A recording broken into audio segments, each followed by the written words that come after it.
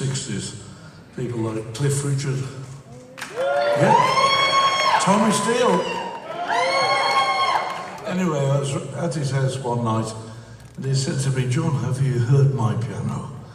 You've heard the story before." I said, "Yes, I have." No, I said, he said, "Listen to this piano, John, he's gonna love it." And he started playing it, and he said the harmonics were beautiful, and they were. And he said to me, "John, you have to buy one of these pianos." So the next day, there was on my door, and I opened the door, and there's a great big truck there, and the guy said to me, "Hey, governor, where do you want this piano then?" And I said, "Put it in the front room." I said, "Not the front room. My wife calls it the drawing room." I don't know why, I've never drawn anything in there ever. Anyway, it was in the drawing room. I've got a nice vase, red roses in there, it looked fantastic, you know, trying to impress. And my wife came home and opened the door. He said, "What's that?" I said, "What?"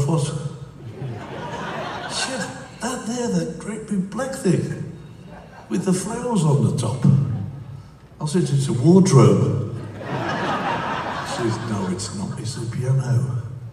"How long have you had this piano?" Like all guys, I said, "Well, ages and ages and ages." Anyway, the piano, I was sitting down having dinner one night, and the piano started playing itself in my head. And I sat there and I wrote this song, and I played it to my Pinder first. Yes.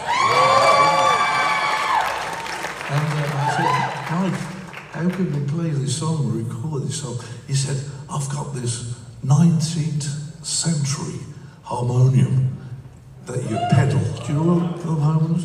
When you see all the Western cowboy movies and you see the wagon train, there's always this like little piano that played at the church where you pedal all the pumps and you got the organs to sound.